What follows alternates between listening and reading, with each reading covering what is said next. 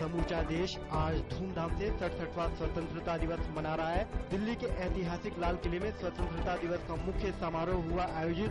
प्रधानमंत्री डॉक्टर मनमोहन सिंह ने लाल किले के प्राचीर पर राष्ट्रीय ध्वज फहराया और 10वीं बार राष्ट्र को किया संबोधित। लाल किले की प्राचीर से प्रधानमंत्री डॉक्टर मनमोहन सिंह ने अपने संबोधन में कहा कि पिछले एक दशक में भारत ने सबसे तेजी से विकास किया है। उन्होंने भविष्य में विकास दर के तेज होने का भरोसा जताते हुए आर्थिक सुधारों की प्रक्रिया के फायदों की बात की। प्रधानमंत्री ने कहा कि आर्थिक सुधारों के लिए आगे भी लगातार प्रयास करते रहेंगे। उन्होंने कहा कि आधुनिक, प्रगतिशील और सेकुलर देश में तंग और सांप्रदायिक ख्यालों की कोई जगह नहीं है। प्रधानमंत्री ने पाकिस्तान को आगाह किया है कि वो अपनी धरती का इस्तेमाल भारत के खिलाफ आतंकी गतिविधियों के लिए न होने दे। लाल किले के प्राचीर से अपने संबोधन में प्रधानमंत्री डॉक्टर मनमोहन सिंह ने कहा कि भारत पड़ोसी देशों से दोस्ती बढ़ाना चाहता है। प्रधानमंत्री ने कहा कि यूपीए सरकार ने देश के तमाम क्षेत्रों में खुशहाली लाने का किया है काम।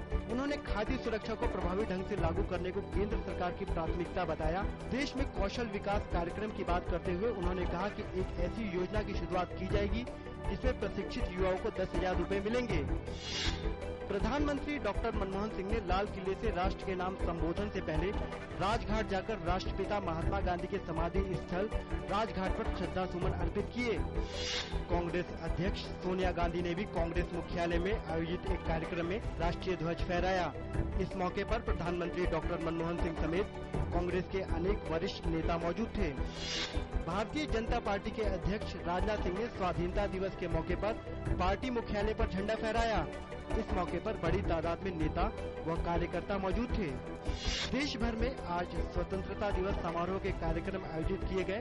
विभिन्न राज्यों में आयोजित विशेष समारोह में तिरंगा फहराया गया और राष्ट्रीय ध्वज को दी गई सलामी।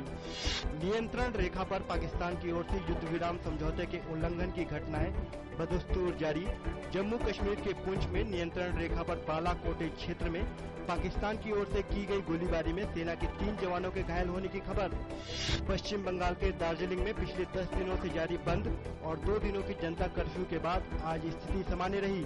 अलग गोरखालैंड राज्य की मांग के समर्थन में बुलाए गए हड़ताल के खत्म होने के बाद बड़ी संख्या में लोग सड़कों पर सामान की खरीदारी के लिए निकले। पिछले कुछ समय से राजनीतिक अशांति से जूझ रहे मिस्र में स्थिति और गंभीर हुई। सेना द्वारा मुर्सी समर्थकों पर कार्रवाई के बाद देश में आपातकाल लागू किया गया। रिपोर्टों के अनुसार सेना की इस कार्रवाई के विरोध में उपराष्ट्रपति अल बर्दई ने अपने पद से त्याग पत्र दे दिया है। अपदस्थ राष्ट्रपति मोहम्मद मुर्सी के समर्थन में विरोध प्रदर्शन कर रहे लोगों पर सेना की कार्रवाई में बुलडोजर और सैन्य वाहनों का किया गया इस्तेमाल। इस कार्रवाई में 300 से अधिक लोगों की जान गई। सेना ने मुर्सी समर्थकों के 2 शिविरों पर कार्रवाई की। विंबलडन चैंपियन मारियन बार्तोली ने टेनिस से लिया संन्यास।